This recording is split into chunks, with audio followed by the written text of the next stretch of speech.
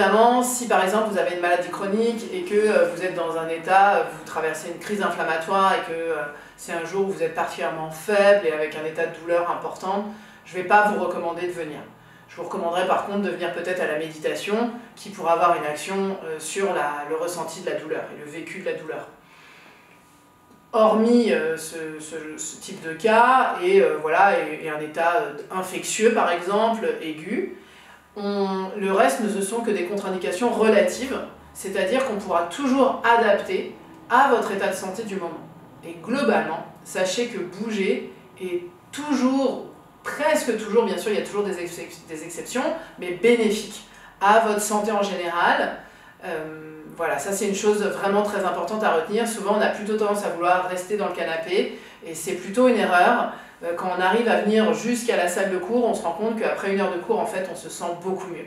Si par contre vous ne vous sentiez pas en capacité d'être dans un cours collectif, vous avez besoin d'être plus accompagné de plus près, vous avez besoin d'avoir un petit peu ce cocon, et bien ça vaut le coup de venir faire un cours individuel. Vous avez la possibilité de venir soit tout le temps au même cours, exemple tous les lundis soirs à 18 h, ou de changer pour diverses raisons. Soit parce que vous avez une profession qui fait que vous avez des obligations, que votre planning est changeant. Et dans ce cas-là, notre système est fait pour que vous veniez au moment où vous pouvez le faire, une fois le lundi à 18 h, la semaine d'après, le mercredi à 12h15, etc. Ou alors, ponctuellement, vous avez un empêchement, et dans ce cas-là, on vous invite plutôt que rater votre séance habituelle, reprenons le lundi à 18 h, à modifier votre planning et à venir à un autre cours sur lequel vous avez moins d'habitude. Il y a un intérêt cependant à avoir une habitude régulière sur le même cours. C'est que vous créez une habitude et donc vous créez une régularité et ça aide énormément à l'autodiscipline pour être sûr d'être bien là toutes les semaines, ce qui va être garant de vos progrès. De plus, du coup, vous suivrez toujours le cours de la même prof. Et ce qui fait que vous suivrez la progression de la prof, qui pourra aussi vous accompagner et qui vous connaîtra mieux que si vous la voyez que ponctuellement. Ben non, pas forcément. Parce qu'en fait, on a toute une manière d'aborder la discipline un petit peu différente. Parce que notre passif, il est différent. Nos bases de travail sont différentes. Et donc, c'est aussi complémentaire. Donc, c'est jamais tout noir ou tout blanc. Il y a aussi un intérêt à suivre une autre prof.